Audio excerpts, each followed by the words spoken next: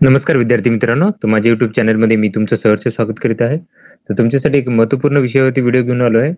तो म्हणजे नागपूर पोलीस भरती प्रक्रिया जी सध्याची सुरू आहे, त्याचे ग्राउंडचे मार्क काय करतात ते की दिवसेंदिवस कळत असतात ज्या दिवशी ग्राउंड होतं त्याच्यानुसार.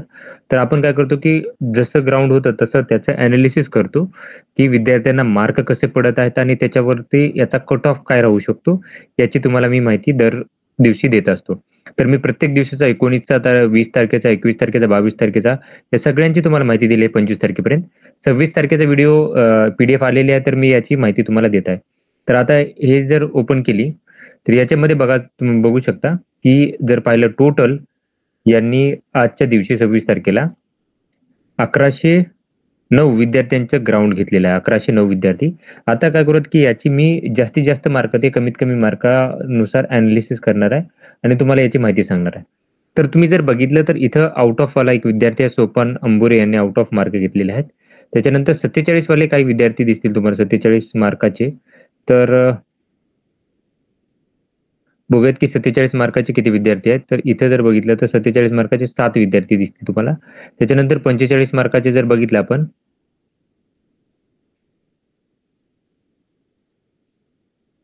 तर 45 मार्काचे हे तुम्हाला 15 विद्यार्थी आहेत. त्याच्यानंतर 44. आता जर 40 पेक्षा जर पकडले आपण 40 पेक्षा जास्त जर पकडले, कारण 40 पेक्षा जास्त असतात ते यांचं सिलेक्शन 100% लेखीसाठी तर होतच होतं.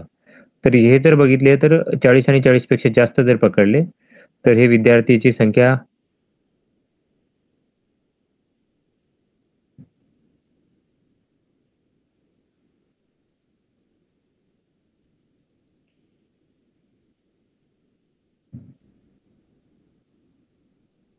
ते आहेत 121 विद्यार्थी आहेत.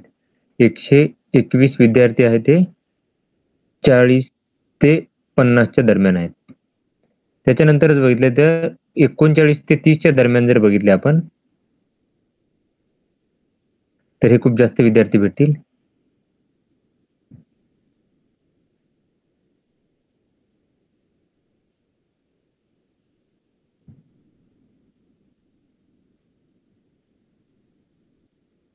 विद्यार्थ्यांची संख्या खूप जास्त दिसेल तुम्हाला इथं बघू शकता.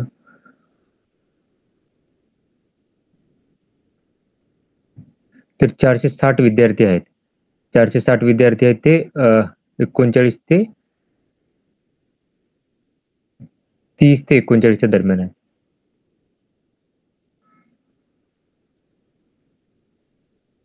ते 460 विद्यार्थी भेटतील तुम्हाला.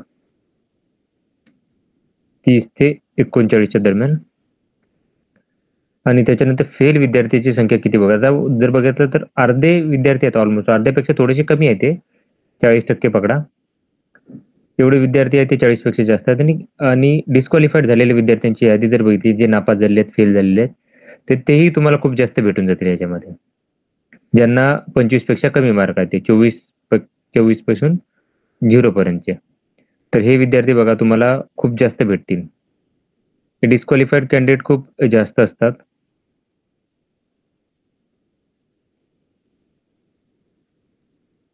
तर हे 372 कॅन्डिडेट आहेत हे.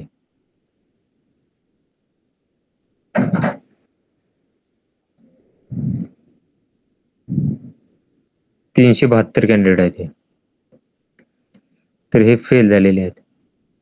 तर आता याच्यानुसार जर बघितलं आपण पर्सेंटेजनुसार जर पाहिलं ही संख्या, पर्सेंटेजनुसार जर पाहिली ही संख्या, तर तुम्हाला मी सांगतो की पर्सेंटेजनुसार किती आहे. 1109 विद्यार्थ्यांनी दिलेली आहे. तर 121 विद्यार्थी जे आहेत ते 40 ते 50 मध्ये आहे. तर पर्सेंटेजनुसार बघितलं तर हे ऑलमोस्ट 10% विद्यार्थी होतात, जे की 40 ते 50 दरम्यान आहेत. त्याच्यानंतर 460 विद्यार्थी आहेत हे. तर जवळपास 40% विद्यार्थी जे आहेत ते 30 ते 40 मध्ये आहेत आणि इथं जर बघा तर 372 आहेत. तर हे जवळपास जर पाहिले तर हे 33-34% जे विद्यार्थी आहेत ते फेल्ड आहेत. म्हणजे खूप जास्त विद्यार्थी जे आहेत की फेल झालेले आहेत. आता जर कट ऑफ बद्दल बोलायचं झालं तर याचा कट ऑफ जो आहे नागपूर संदर्भात जर पाहिलं तुम्हाला गेलं, तर हे 35च्या वरती लागू शकतो जर सर्वसाधारण कॅटेगरीमध्ये असाल तुम्ही. सर्वसाधारणमध्ये असेल तर 35च्या आणि 35च्या वरती लागणार आहे. आणि काही जर समांतर आरक्षणाच्या संदर्भात जर बोललो, तर त्याचा कट ऑफ तुम्हाला 30 ते 35 मध्ये कधी भेटेल. पण 30च्या खाली कट ऑफ जाण्याची शक्यता खूप कमी आहे असं वाटत आहे. आता ज्यावेळेस तुम्हाला सगळ्या यांचे मार्क समजतील, त्यावेळेसच पिक्चर क्लिअर होईल, की एक्झॅक्टली किती विद्यार्थ्यांना कसे-कसे मार्क पडणार आहेत. म्हणजे कट ऑफ किती एक्झॅक्टली किती लागणार आहे, त्याची तुम्हाला माहिती समजणार आहे. आता 26 तारखेपर्यंत झाले तर ऑलमोस्ट 1, 2, 3, 4, 5, 6, 7. 7 दिवसाचा ग्राउंड झालेला आहे. आता याच्यानंतर कळेल आपल्याला, की हे कट ऑफ किती लागणार आहे तर. तर ही माहिती होती. तर अशाच महत्त्वपूर्ण अपडेटसाठी माझ्या चॅनलला सबस्क्राईब करा, व्हिडिओ लाईक करा आणि इन्फॉर्मेशन मित्रांसोबत शेअर करा. धन्यवाद.